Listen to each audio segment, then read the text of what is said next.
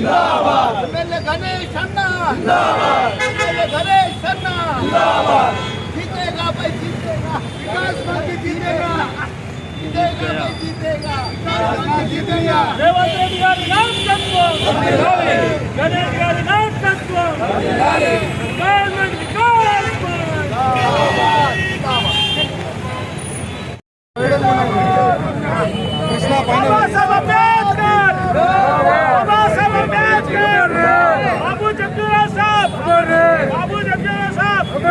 रेवंत रेड्डी गारी नायकत्వం गणेश अन्न गारी नायकत्వం गणेश अन्न गारी नायकत्వం कंटोनमेंट विकास बंद कंटोनमेंट विकास बंद कंटोनमेंट विकास बंद गणेश अन्न गारी नायकत्వం गणेश अन्न गारी नायकत्వం रेवंत रेड्डी नायकत्వం जय कांग्रेस जय कांग्रेस जय कांग्रेस गणेश अन्न गारी नायकत्వం गणेश अन्न गारी नायकत्వం जय कंटोनमेंट विकास बंद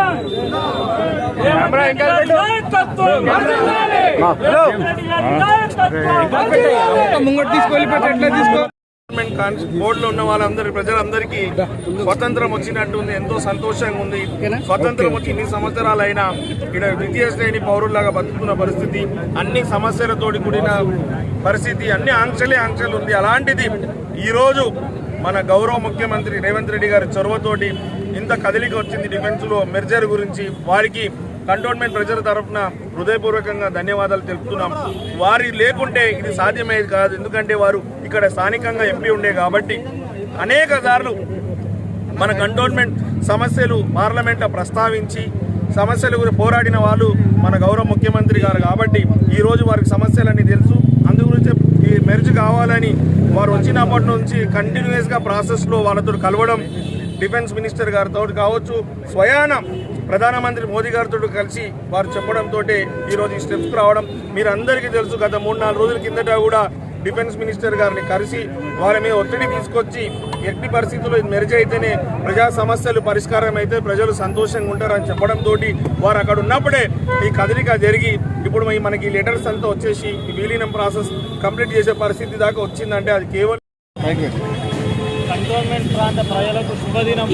ఎందుకంటే విలీన ప్రాసెస్ స్టార్ట్ అయింది కాబట్టి ఈ విలీనంతో కంటోన్మెంట్ ప్రజలు హైదరాబాద్తో ధీటుగా అభివృద్ధి చెందే ఆస్కారానికి ముందు పోతున్నారు.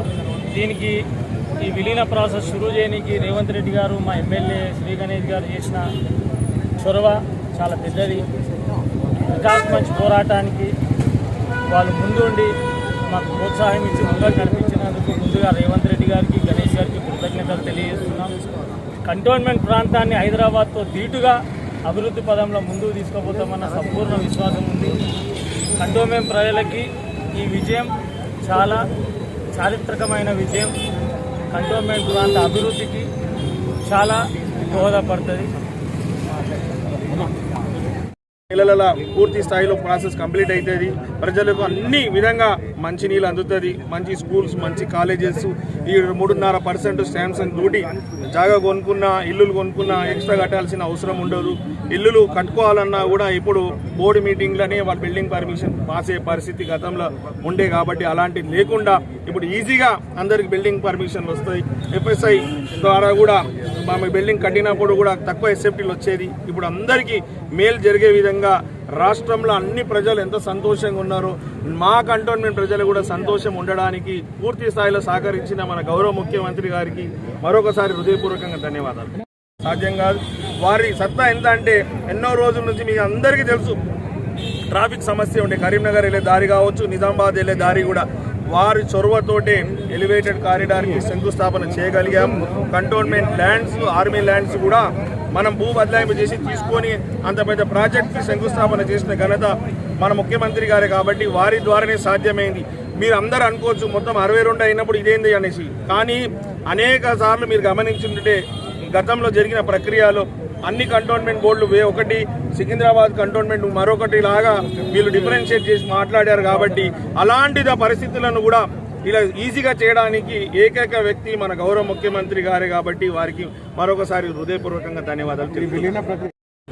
గత 5 సంవత్సరముల నుండి మేము వికాస్ మంచిగా పోరాటం చేస్తూ రాష్ట్ర కేంద్ర ప్రభుత్వాలకు మేము నివేదికలు అందిస్తూ పార్లమెంట్ సమీపంలో జంతర్ మంతర్ దగ్గర మేము ధారణ చేసి ప్రభుత్వానికి ఇక్కడ కంటోన్మెంట్ ప్రాంత ప్రజల సమస్యలను తీసుకొచ్చి వినతి పత్రాల రూపంగా మరి ధారణ రూపంగా కార్యక్రమాల రూపంగా కేంద్ర ప్రభుత్వాల మీద ఒత్తిడి తీసుకొచ్చి ఈరోజు ఈ యొక్క ప్రాసెస్ కంటోన్మెంట్ విలీనం మరి లోకల్ గవర్నమెంట్ల విలీనం కావడానికి ఏదైతే నాంది పలికిందో ప్రాసెస్ మొదలవుతుందో కంటోన్మెంట్ వికాస్ మంచ్తో పాటు ప్రజల విజయము అలాగే దేశంలో ఉన్న 62 కంటోన్మెంట్ల 80 లక్షల జనాభా విజయంగా భావిస్తున్నాం.